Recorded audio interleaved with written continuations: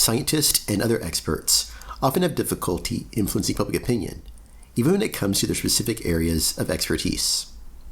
I think a crucial part of how this might change lies in them learning how to express themselves outside of their silos more artfully. For any topic, I tend to think of the most notable people talking about it as falling into one of two general categories: influencers and subject matter experts. But there are also two intermediate categories. One is thought leaders, which is a segment that has become increasingly prominent over the last decade with the help of platforms like TED Talks and the emergence of thought leadership marketing in industry. Thought leaders are influencers, but they can speak with authority about issues because of their knowledge about them. A fourth category, public intellectuals, receives much less attention from the public nowadays. They are experts who are able to engage an audience outside of their professional communities, which generate the knowledge they're sharing. Influencers often come from the arts and entertainment, but in many ways we all fall into this category on some level in the age of social media. Social platforms allow us to express ourselves and influence each other in new ways. Influencers discuss what's happening in the world and, in doing so, spread awareness about issues and current events. But they also shape people's opinions, not so much because of what they know, but who they are, the size of their following, and how well they express themselves. Technological change now allows us to be influenced by more sorts of people, more of the time, in more ways than ever. Influencers bring to bear their ability to express themselves in order to create content that engages a public audience, and they're usually effective at leveraging short-form and image-based social media platforms, which have grown in popularity over the last decade. On the other side, there are subject matter experts. They're able to impact society, but it's because of what they know instead of who they are. They tend to work behind the scenes and seldom impact public discourse very noticeably. Subject matter experts are members of communities that generate new knowledge. This means they don't just have knowledge about their topics, but they also have the skills required to help produce it. Thought leaders create content and share ideas like influencers, but it's based on some authority they have when it comes to certain topics. They don't have to be subject matter experts, but they often synthesize or explain the ideas of experts in ways that are more accessible to broader audiences. Their focus is creating content and proposing intriguing ideas based on their insights, and this often incorporates the work of experts in relevant areas. But what they share is also going to be shaped by their personal biases. Thought leaders tend to come from journalism and business, domains that often translate theories and concepts from the arts and sciences to broader audiences in the general public and business. Although they're often associated with academia, public intellectuals can come from anywhere. They explore their areas of expertise critically, as experts, but also engage broader audiences. Thought leaders are oriented towards creating interesting ideas that tend to be associated with them as individuals. While they're often evangelizing them as new inventions, public intellectuals are more oriented towards an analytical understanding of issues, and are more likely to evangelize their domains of expertise. People often move across these categories throughout different career stages. As examples, let's talk about two well-known people in science, Bill Nye and Michio Kaku. Although they have similarities, they have very different backgrounds and skill sets. Bill Nye has a bachelor's degree in mechanical engineering, but throughout his career, he's been focused on writing and entertaining people by explaining scientific ideas. Early in his career, he created content for children as a TV personality. But over the years, his influence has grown alongside his understanding of the topics he discusses and the breadth of his audience. Now he's a thought leader on topics like climate change because of the credibility he's gained over decades as a science guy, even though he isn't a scientist. Michio Kaku, on the other hand, is a theoretical physicist. He has deep scientific expertise, and as his career has evolved, he's become effective at expressing his ideas as a writer and orator to the point of becoming a public intellectual. He can contribute to the actual work of scientists in ways that Bill Nye can't. But both of them can contribute to the public's understanding of science, and in the area of science communication, they have significant expertise. So if an organization wanted advice on how to impact society's scientific literacy, they'd both have meaningful expertise to offer. And there are people who eat, breathe, and sleep science communication who have even more expertise in this area and work behind the scenes in academia and entertainment. Nye and Kaku demonstrate how creative expression can elevate the work of experts, and this is something we can see by looking at prominent figures in the arts and sciences. Albert Einstein is perhaps the most influential public intellectual of the 20th century because of his work as a scientist, but he would play piano and violin as he thought through his theories. And David Bowie isn't the only legendary rock star who's associated with Stardust, because Brian May, the guitarist for Queen who wrote hits like We Will Rock You, is also an astrophysicist who did his doctoral research on zodiacal dust. And two of the most culturally impactful filmmakers of the 20th century, Orson Welles and George Lucas, share a reverence for cultural anthropology. If I wanted to study seriously, and get good at a subject, I think it would be anthropology. I come out of anthropology. Yeah. So my focus is social systems. It makes sense that a discipline focused on understanding the human experience might inspire artists to portray it, even when their characters aren't human. I began to fully appreciate the difference and interconnectedness of art and science after a conversation with a guitarist a few years ago. In the summer of 2016, I was teaching cultural anthropology to high school students in Harlem. I had to take the subway to a meeting across town, which took between 1.5 and 2 hours each way. It was a hot day, and I just started a very demanding job in big tech. The pay for the teaching job was negligible, and I didn't understand why this administrative meeting had to be in person. I was in a bad mood and began to question my decision to take on this additional job, which was more difficult and stressful than the one I was using to pay my bills. As I waited for the train, a musician who looked to be in his 50s came up to me and started asking me questions about my educational background and what I did as an anthropologist. Once the train arrived, we sat together and started talking about our lives. We learned that we had lived in some of the same areas of the U.S., along the Gulf Coast, in Texas, Mississippi, and the Florida Panhandle. Then he asked me a question I didn't expect. How do you deal with negativity? I asked him to clarify what he meant, and he began talking about his insecurity about not having much formal education, making his living by busking, and wondering what educated, affluent, and white people thought when they saw him, until he starts playing his guitar and all his insecurities fade away. As he spoke, I began to realize this was his artful way of asking me how I, as someone who could relate to some of his experiences as a black man in America, dealt with racism. This was something I'd never thought about before, so I began trying to explain.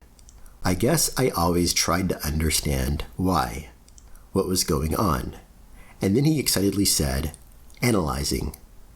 He remarked on how interesting it was that he coped with his hardships by expressing himself as an artist, but I dealt with mine by trying to understand them through science. And we talked about my students, who were constantly reminded of the privileges and resources they didn't have, while they dealt with an increasingly uncertain world, as Black Lives Matter entered the public consciousness, and Trump emerged as a political leader. Once we talked through his insight as co-theorist, but with him taking the lead, he said, "And that's what you're doing for those kids."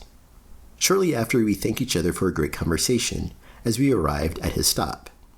As he stepped off the train, he said, "Thanks for talking with me. I learned a lot from you." For the rest of the train ride, I reflected on what to this day is the best interview I've ever seen, and it was conducted by an artist who turned me into the anthropological subject. This 20-minute conversation helped me realize that I'm an anthropologist because it's in my nature to cope with my existence by trying to understand it better. This compelled me to teach anthropology to students of color in high school. I wanted them to be able to make some sense of a society that was getting crazier by the day. And people try to make sense of the human experience by expressing it as artists and understanding it as scientists. In the span of our short conversation, an artist who didn't know what anthropologists did before striking up a conversation with me revealed himself to be one of the most talented I'd ever seen. And I reflected on this as I continued uptown with a new sense of purpose. So expression and understanding have a natural tendency to reinforce each other. And as a result, great artists and scientists tend to be one and the same. And although there are clear differences between thought leaders and public intellectuals, the best of both find ways to work at the intersection of art and science, expression and understanding. As 2020 brought a global pandemic alongside widespread social unrest, experts and public intellectuals have tried to raise their voices to help make sense of the world. Among the most culturally relevant nowadays are psychologists David Dunning and Justin Kruger, known for discovering the Dunning-Kruger effect. Although they offer fairly clear explanations for what it is as scientists, my favorite comes from John Cleese, an artist.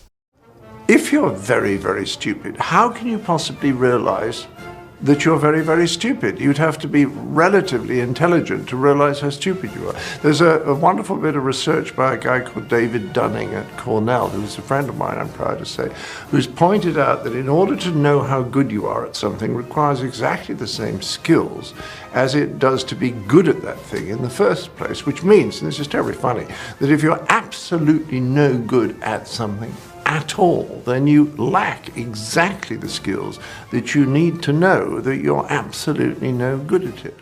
The Dunning-Kruger effect can explain a lot about the human condition right now, such as why people who lack an understanding of virology or epidemiology confidently disagree with experts like Anthony Fauci about COVID-19 or propose ways to treat it that have no scientific basis. And the related concept of epistemic trespassing, explored by Nathan Ballantyne, explains how some people erroneously believe their expertise in one domain qualifies them as experts in another.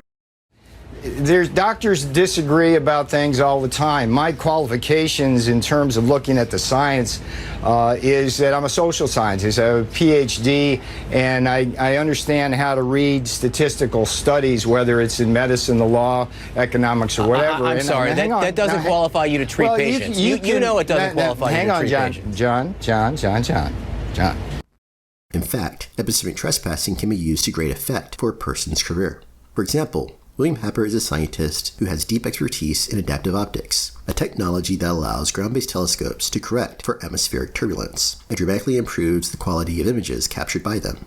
He doesn't think carbon dioxide emissions cause climate change, but he also isn't a climate scientist. However, because he's earned credibility and credentials from his work on optics and pushes the narrative that climate change deniers want validated, he was appointed to leadership roles related to climate science in the U.S. government in 2018 and 2019. This is important to understand when we see something like a debate between William Happer and Bill Nye about climate change. They are two people who have impacted public discourse related to the topic a great deal, despite neither one of them actually being subject matter experts on the science of it.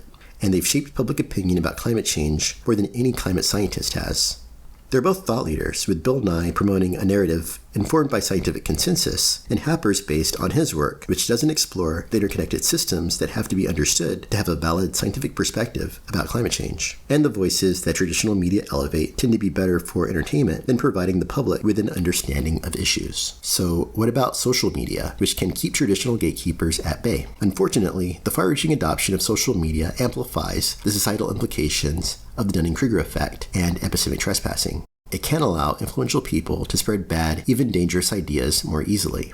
Public intellectuals can leverage social media effectively for their careers, and some use it to impact public discourse in meaningful ways. But this can lead them to align themselves with polemic perspectives and echo chambers online. Although influencers and thought leaders could appear to be better at using social media to shape public discourse, their success largely stems from how social platforms are designed. They often don't convey nuance very well to large audiences, and this is where experts add the most value to discussions. The devil is in the details, but learning about them often takes time that many people don't feel like they have when they're on short-form or image-based social media.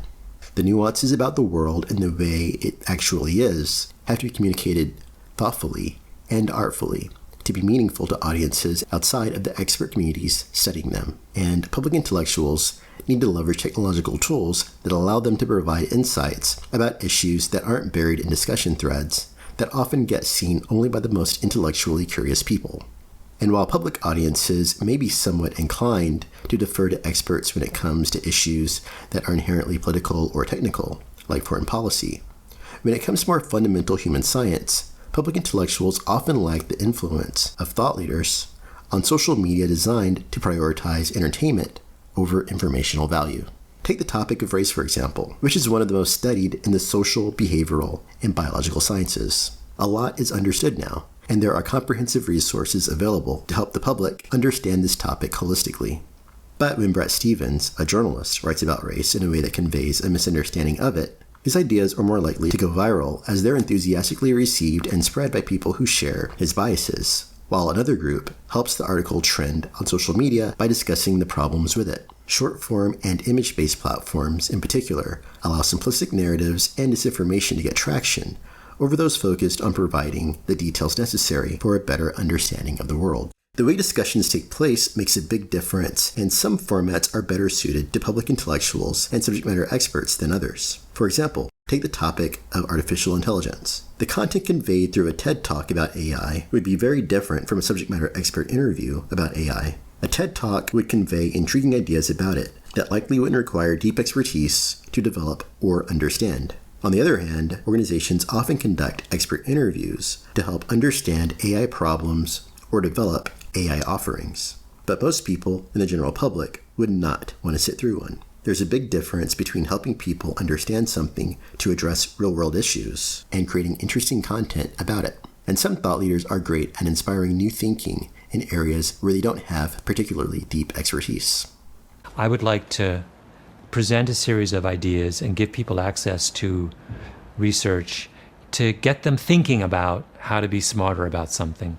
But I would never go so far, I would never presume that I have all the answers. I don't think that's not what journalists are supposed to do. We stand in the middle between the public and people who have more definitive understanding. TED Talks use a format with a thought leader or public intellectual on stage giving their perspective through a monologue. There's usually no space for criticism from the audience, domain experts challenging ideas broached by the speech, or proposing improvements.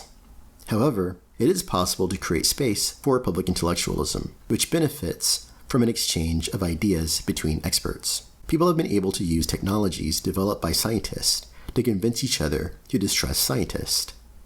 So even the most basic scientific facts, like the Earth being round or vaccines being good, are falling out of favor in some circles. And this can seem like an existential threat of social media, exacerbated by automation through bots and algorithms. Society desperately needs the revenge of the nerds. Recently, a tweet from MC Hammer about philosophy and science went viral. People were intrigued by his perspective and depth of knowledge about these topics. And I saw this tweet around the time I stumbled into a room on Clubhouse where he was discussing science and technology development in a room full of experts from different disciplines and industries. Clubhouse is a drop-in audio social media platform, kind of like a live podcast, that has become a bit of a cultural phenomenon. In fact, a cyborg anthropologist named Marcus Anderson often hosts conversations with Hammer on the platform. Having deep conversations about things like curiosity, things like diversity, things like the future, things like technology. I host a lot of rooms with MC Hammer, and Dakai, who I would have never thought that, me and Hammer would have so many interests. He was my hero growing up, right? Especially when it came to performance and showing up. But now, I get to see another side of him where he's a very deep thinker. He's a theologian, he's a philosopher. He's a man who's actually been ahead of the game in so many entrepreneurial aspects when it comes to technology and the way that he articulates and gives analogies to where he's been. Clubhouse differs from other social media because it combines the sheer volume of information that can be shared through audio alongside a design that allows for many participants to contribute to conversations. As a result, it appears to be better suited for subject matter experts discussing their areas of expertise in a way that provides the nuance often lost or buried within short-form social media. This paradigm shift may allow public intellectuals to start shaping public discourse more effectively, but it won't be easy. Scientists must learn how to express themselves to the general public effectively to be relevant to society. So while it's important to understand how artists like Hammer learn from and contribute to the work of scientists, it's imperative that scientists learn from artists to express themselves more artfully. I've encountered this issue in my own work. As a grad student from 2007 to 2010, I studied how a big science project picked a site for a telescope that, years after the decision had been made, became a massive global controversy. It has huge implications for Hawaiian society and the scientific community, but it's difficult to talk about as a social scientist because most people in the general public aren't necessarily interested in hearing about the systemic causes of the controversy. Reductive, often false narratives tend to get the most traction from short-form social media. I'm also working on a training program with backing from the Winter-Grin Foundation called Anthropologist on the Public Stage. We're helping experts in anthropology and related fields learn how to shape public discourse more effectively. And lastly, I'm producing content like this alongside online events through an initiative called Human Science. So please like and subscribe if this is the kind of thing that you want more of.